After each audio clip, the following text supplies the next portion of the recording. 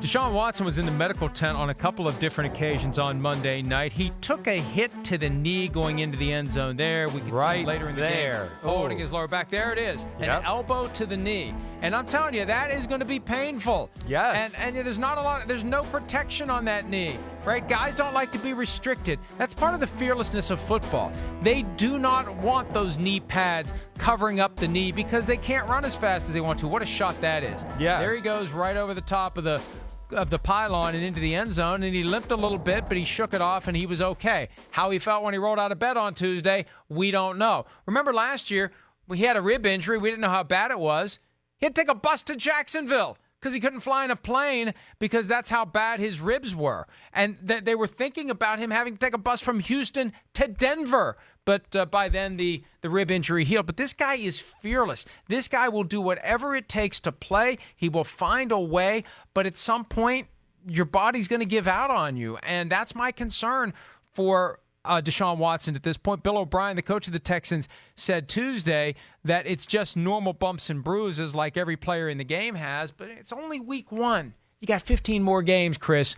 And I worry about Deshaun Watson having another serious injury. I worry about a non-contact ACL tear like we saw 2 years ago when it turned out that he had injured his knee against the Seattle Seahawks 4 days earlier. Right. I'm very concerned with it. I mean, first off, Deshaun Watson, he cannot continue to play this way.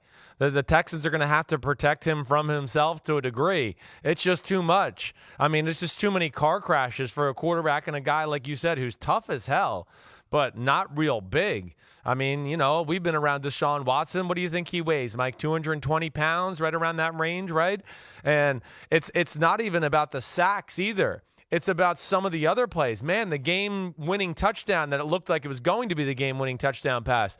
I mean, the shot he takes as he throws the ball off with a blitzing guy off the edge. It's just a lot of those plays as well, let alone the ones he runs. And this is, hey, you made the point. I mean, first of all, this is New England down there in Houston. They're not going to tell you crap about the injury. And this is one thing I just look at because nothing's being said about the knee. And the guy limped for the last 2.5 quarters. So there's something wrong with the knee. And the fact that something is not said in the quote by Bill O'Brien, again, we ran that play on 4th down, and he kind of got flipped in the air. He just landed. Oh, yeah, he just landed. So there's nothing said there about the knee, to which makes me think there's definitely an issue with the knee, the fact that that's not said. We saw him limp around. He didn't want to get up after the touchdown for a minute or two because I think he was sitting there going, oh, gosh, I hope I'm not hurt. And he was just kind of wishing and trying to wiggle out the pain a little bit. But I would think we're going to hear more about this as the week goes on. Injury reports Wednesday, Thursday, and Friday, and we don't get much information, but we will get an indication whether or not he's injured. Even if he fully participates in practice, knee will be disclosed if there is a knee injury. Now, obviously, teams do take liberties from time to time. The standard is very low for compliance, but this is something to watch, and it's only one game done with 15 to go. Can he stay healthy? I was impressed his rookie year with his ability when he decided to run to keep his body in the right spot and avoid taking the big hit. But behind the line of scrimmage, we see him get gobbled up so often that's where he's going to get injured. Not necessarily running the ball, although he was diving into the end zone the other night.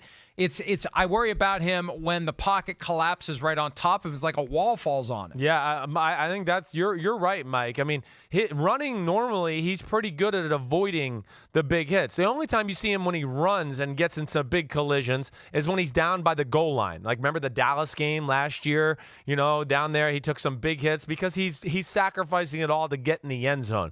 And that's going to happen. I understand that. But you're right. It's the pocket passes, him holding the ball to the very last second and just getting wiped out, that really scares me about his game and whether he can continue to go on like this. Hi, I'm Mike Tirico, and thanks for watching. Make sure to hit subscribe for the latest news and highlights from NBC Sports.